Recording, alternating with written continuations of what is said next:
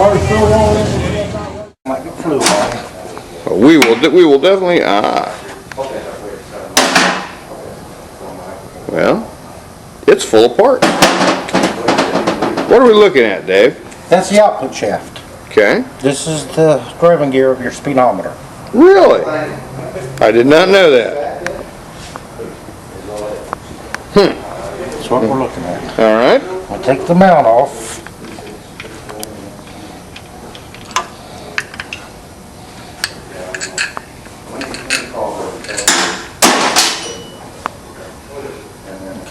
A screwdriver here. Got to have the right tools for the right thing, don't we? And what are we pulling off there? We're pulling off the governor. Most of these people never had this clip, so this probably a good sign never been worked on. Okay.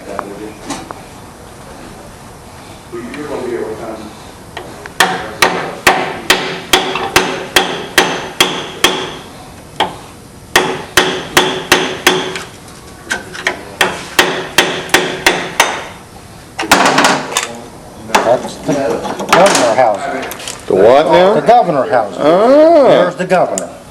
See how this valve moves? Yeah? Means it's a good sign. There's no metal in the system. Okay. Now the governor now, is that to affect the speed of the vehicle? Right. It makes it shift. Oh, okay. Now I'm going to pull the modulator off. Hope this is not frozen. Come off nicely.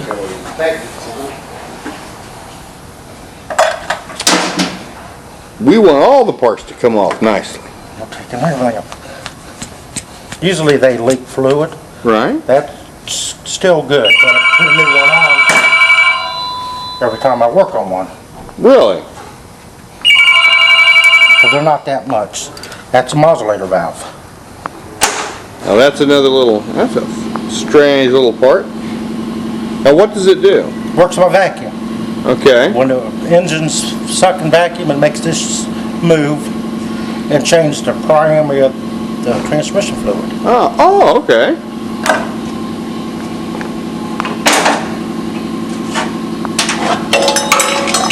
Man, I like that table now. That's nice.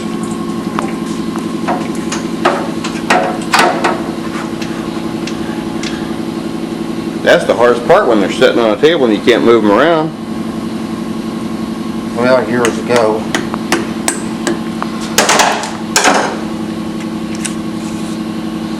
there's a speedometer clip. Holds the gear. So That came off pretty easy. Alright. Now you wouldn't expect to see any wear in those parts, would you? Yeah. Really? When the cable's seized up on the speedometer cable, Right? they would usually wear both of them. If you had cruise controls, you used to lock up. Oh, okay. Put wear on speedometer gears. So the gear would then actually appear to be worn. Right, the center be worn. But the centers are good. See how they're straight across, smooth, like brand new? The cable, the speedometer is working good. The Okay. speedometer head was. All right.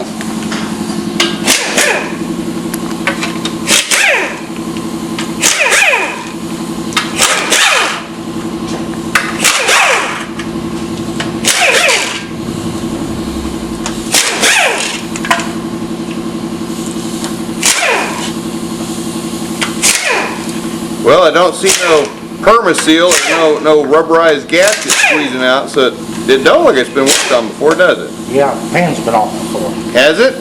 And how could you tell?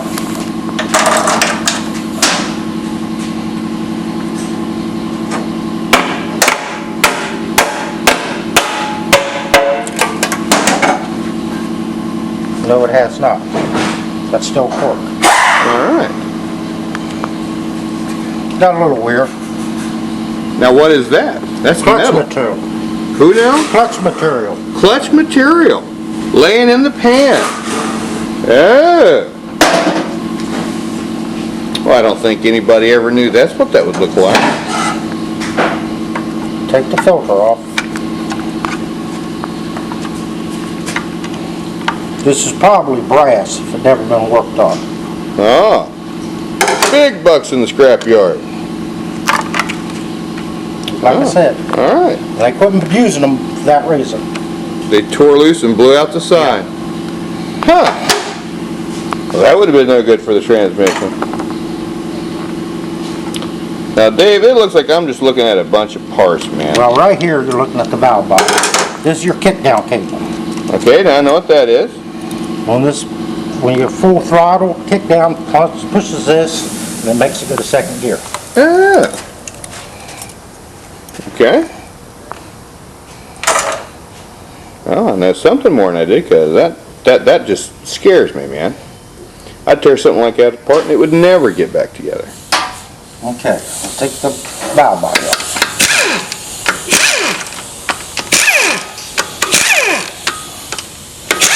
I'd have each little screw with a little tag on it tell me where it went back.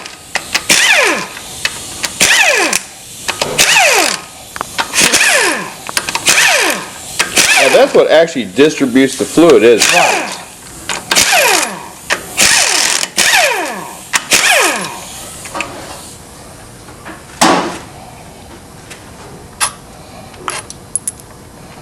Now, like head bolts, do the bolts have to go back in the same spot they came out of, or are they just...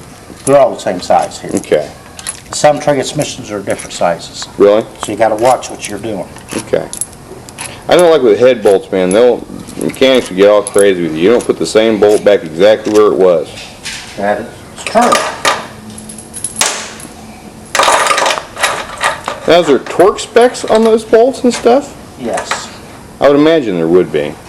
But back in the day, people always used an impact and just tighten them up. That's your valve body. And that literally just... There's your manual valve. Right. It shifts it from reverse, neutral, drive, Really? second, low, and park. So that's how that works. So It's as connected to the tree, now it's connected to what now? to the manual outside.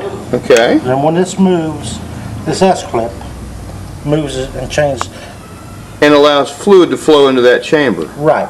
Oh, wow. All right. When I go back together, there's more detail to that. Now you see, you're going to make me dangerous, man. All right. What are we disassembling next? Taking the separator plate off. Separator plate. That's just like a fluid jacket then. Yes, and we'll see some check balls here. Oh, like little ball bearings to open and set them? Oh. That's a big old thick gasket, ain't it? No, that's pretty ton. Is it really? Oh, wow. Okay.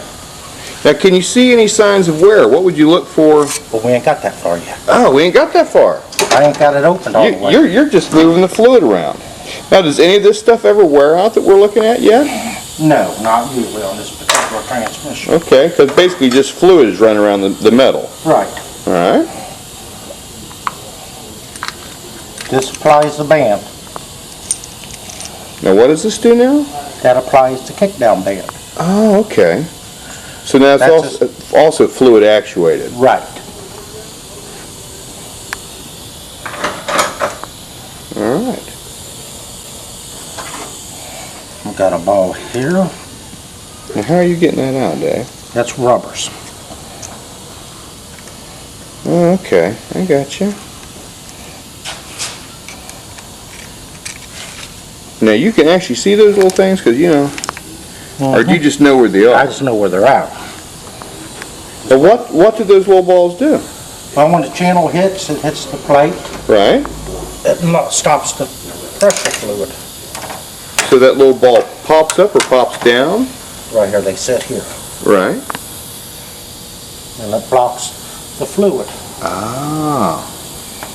This blocks the fluid, or don't go through that hole for the valve to work. Okay. Very good. All right. Well, now, I already admit, you went far past what I already know. I'm one of those people who looks at the transmission and just knows I need to take it to somebody else. So far, this has been tore down. Is that a good thing?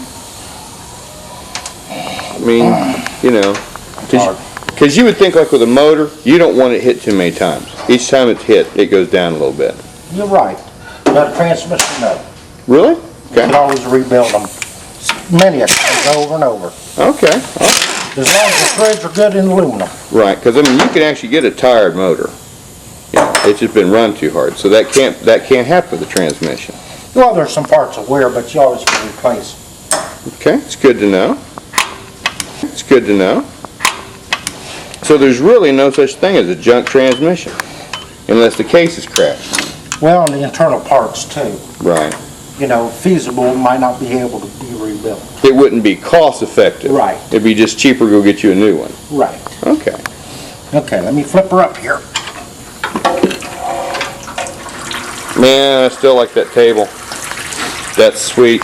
Now we're going to take the pump out of Now that I have seen done before, because I've had to help a friend change a pump before.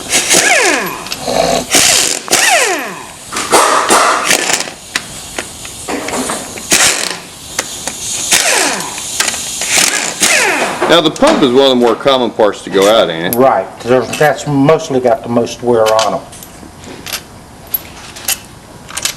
Now how much pump pressure do you have out of that, do you know? On this particular transmission, if you put a gauge in reverse, you might get 130. Really? Okay. In drive and stuff, you might get 60. Reverse is always high pressure. Okay.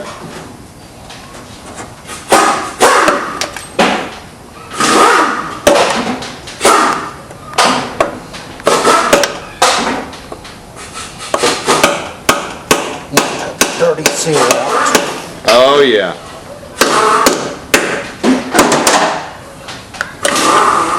Ain't nothing, and I have had to change that seal before, and it never comes out pretty.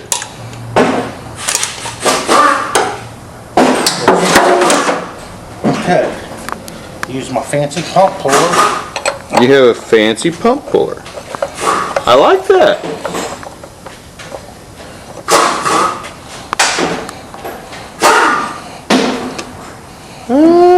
Check that out.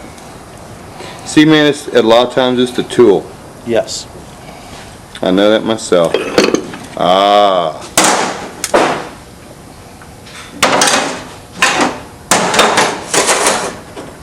Scarier and scarier. Why? Man, well, you know, you look in these parts